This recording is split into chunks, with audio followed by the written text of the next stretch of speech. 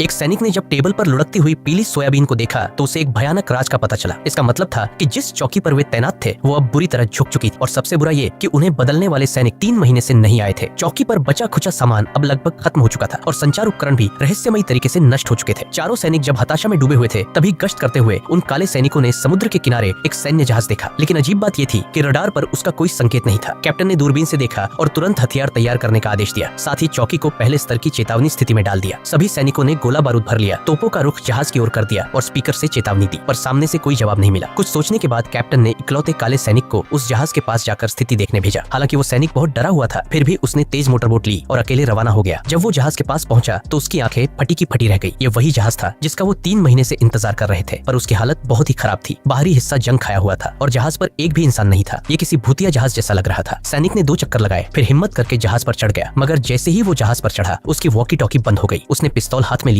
और नीचे के केबिन की ओर बढ़ा। अंदर पहुंचा तो पाया सब कुछ बिखरा हुआ था। संचार प्रणाली टूटी हुई, गिलासों पर मकड़ी के जाले, जमीन पर तिलचट्टे घूमते हुए। स्पष्ट था ये जहाज बहुत पहले से छोड़ दिया गया था, पर तभी उसे वहाँ ढेर सारा राशन और 4 नई सैनिक वर्दियां मिली। मतलब ये वही 4 लोग थे जो उनकी जगह तैनात होने आए थे। उधर कैप्टन को लगने लगा कि वो काला सैनिक शायद मारा जा चुका है। उसने आखिरी कदम उठाया, न्यूक्लियर वेपन लॉन्च करने का आदेश, पर उसके लिए 2 चाबियों की जरूरत थी। दूसरी चाबी महिला सैनिक डेसी के पास थी। वो नहीं चाहती थी कि बिना पुष्टि के न्यूक लॉन्च हो, मगर आदेशों के आगे झुककर उसने चाबी दे दी। कैप्टन ने दोनों चाबियां लगाई और पासवर्ड डाल दिया। बस लॉन्च बटन दबाने वाला ही था कि तभी काले सैनिक की वॉकी टॉकी फिर से काम करने लगी। उसने तुरंत कैप्टन को रिपोर्ट दी, जिससे एक भीषण तबाही टल गई। फिर कैप्टन ने उस जहाज को वापस लाने का आदेश दिया और न्यूक सिस्टम बंद कर दिया। डेसी ने अपनी चाबी वापस मांगी, मगर कैप्टन ने कहा कि अब वह उसे अपने पास रखेगा। अब कैप्टन खुद उस जहाज पर चढ़ गया और नेविगेशन रिकॉर्डर से उस जहाज की यात्रा की जानकारी निकाली और तब सामने आया एक हिला देने वाला रहस्य। इसी बीच जैक और काले सैनिक ने जहाज का इंजन ठीक कर दिया। जब उन्होंने यह खबर कैप्टन को दी तो उसने पिस्तौल तान दी। उसने कहा, बिना परमिशन यहाँ से भागना देशद्रोह। दोनों कुछ नहीं कर पाए और खून का घूंट पीकर रह गए, लेकिन अब उन्होंने कैप्टन के खिलाफ विद्रोह की योजना बनाई। पर तभी कैप्टन डेसी को साथ लेकर आया और कहा, तुम दोनों जा सकते हो, जहाज लेकर हेडक्वार्टर लौटो और नए सैनिकों के लिए रिक्वेस्ट भेजो। पर डेसी यही रहेगी क्योंकि चौकी को चलाने के लिए कम से कम 2 लोग जरूरी है। काला सैनिक भड़क गया। वो और डेसी पिछले 2 साल से एक दूसरे से प्यार करते थे। उसने डेसी से कहा, चलो हम दोनों भाग चलते हैं, पर डेसी ने उसे ठुकरा दिया। काला सैनिक अकेले जहाज लेकर चला गया। उसी रात अलार्म बज उठा। रडार ने एक और युद्धपोत को उनकी ओर आते देखा। कैप्टन ने तुरंत गोली चलाने का आदेश दिया। पहली गोली निशाने से चूक गई। तैयारी शुरू हुई दूसरी के लिए, लेकिन तभी काले सैनिक को एक खतरनाक बात समझ आई। जो जहाज वे वापस लाए थे वो अब वहाँ नहीं था। उसे समझ आ गया कि कैप्टन ने उसे चुपचाप हटाया और उसे उड़वाने की साजिश रची। कैप्टन ने पिस्तौल तानी और गोली चलाने को कहा। जैक ने मना किया तो उसने उसके कान में गोली मार दी। अब काले सैनिक को मजबूरी में गोली चलानी पड़ी। जैक अब टूट चुका था। वो कैप्टन पर झपटा, लेकिन तभी डेसी ने पीछे से आकर कैप्टन को बेहोश कर दिया। तीनों ने उसे बंदी बना लिया और उसकी न्यूक की चाबी ले ली। होश आने पर कैप्टन ने कहा, उसने जहाज को नहीं हटाया, बल्कि उसने तो इस जहाज की पुरानी लोकेशन देखी थी। 3 महीने पहले ही ये पास पहुंच चुका था। फिर किसी ने इसे भटका दिया। मतलब 4 में से ही कोई है गद्दार। लेकिन काले सैनिक को यकीन नहीं हुआ, पर उसी रात कुछ चौंकाने वाला हुआ। जैक शराब पीकर बोला, कैप्टन गायब हो गया है।